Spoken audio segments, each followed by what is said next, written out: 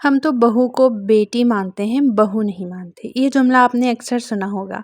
तो बस इसी की डिटेल पर आज हम बात करेंगे। अस्सलाम वालेकुम everyone, welcome to Aruba IRS चैनल। आई होप आप सब ठीक ठाक होंगे।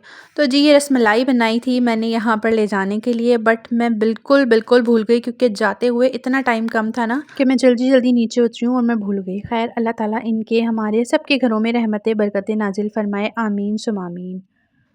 ये क्लिप मुझे बहुत अच्छा लग रहा था तो मैंने इसलिए आपके साथ शेयर कर दिया। अच्छा जी चलते हैं आज के हमारे टॉपिक की तरफ। मैंने अक्सर सुना है, बहुओं के लिए बोला जाता है ना, डॉटर इन लॉ के लोग बोलते हैं कि जी हम तो बहू को बेटी की तरह रखते हैं। ये सिर्फ इमोशनली सेंटेंसेस होते हैं या शायद शो ऑफ करने के लिए।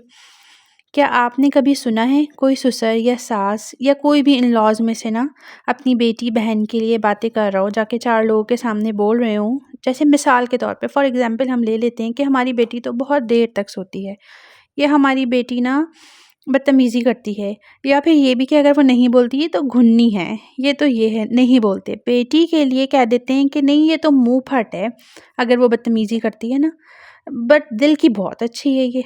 और अगर वो नहीं बोलती तो उसके लिए घुन्नी और इस तरह के लफ्ज़ नहीं इस्तेमाल होते, उसके लिए ये होता है कि नहीं जी ये कम बोलने की आदी है। खैर, और बहू की एक छोटी-सी बात भी जाकर 10 लोगों को बताते हैं। This is called I think politics. अरे आप बेटी छोड़ो, बहू ही समझ लो भई, उसी तरह की इज़्ज़त दे लें, उसी तरह समझ लें। जब वो आए ना उसे थोड़ा-सा टाइम दें। वो ये तो नहीं कहती ना, आते ही वो कहती हो कि नहीं मुझे अलग होना है, मुझे अलग रहना है। ज़ाहिर-सी बात है कि आपका उसके साथ क्या बिहेवियर होता है। जिस तरह आपकी बेटी है ना तो बहू भी किसी की बेटी है। एक 18-20 साल की लड़की से आते ही आप एक्सपेक्ट करते हैं कि वो 30-40 साल की उम्र की औरत की तरह ना आएगी और ज़िम्मेदारी उठा लेगी। देखें स्टार्टिंग में सबको टाइम लगता है।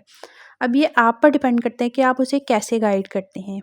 स्पेशली जो आउट ऑफ फैमिली से बहू आती हैं ना, उन्हें ज़्यादा टाइम लगता है एज़ कम्पेयर टू जो फैमिली से आती हैं। फैमिली में मिसाल ले लें कि फूफो, खाला, ताया, चचा, ये जो थोड़े करीबी रिश्ते होते हैं ना, अगर उनमें जाते हैं ना फिर भी हमें पता होता है कौन किस नेचर का है, या फिर उस हिसाब से चलते हैं ना, या किस तरह का माहौल है। बट जो आउट ऑफ फैमिली से आती हैं ना उनको एडजस्ट करने में थोड़ा ज़्यादा टाइम लगता है एज़ कम्पेयर टू के जो फैमिली में आती हैं ना, क्योंकि उन्हें सारी आदात का पता होता है कि कौन किस नेचर का है ना।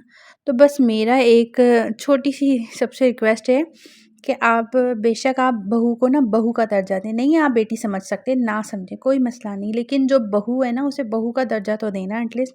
या फिर मुनाफ़िकत वाले ये सेंटेंसेस ना बोले जाएँ कि नहीं जी हम तो बेटी की तरह समझते हैं।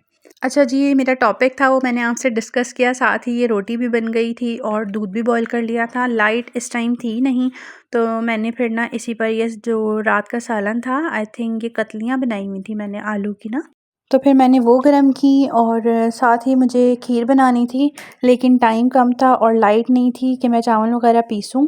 तो फिर मैंने जो है ना खीर मिक्स लिया और उसी से ना झटपट सी खीर बना ली। अच्छा जी उम्मीद है आपको मेरा आज का ना टॉपिक पसंद आया होगा कि बहू को बहू की तरह ही इज़्ज़त देनी, यही बहुत एक पॉजिटिव वाइब शेयर की है। उम्मीद है आपको पसंद आई होगी। तो मिलती हूँ नेक्स्ट व्लॉग में। अगर वीडियो पसंद आई हो तो लाइक ज़रूर करिएगा। तब तक के लिए अल्लाह हाफ़िज़।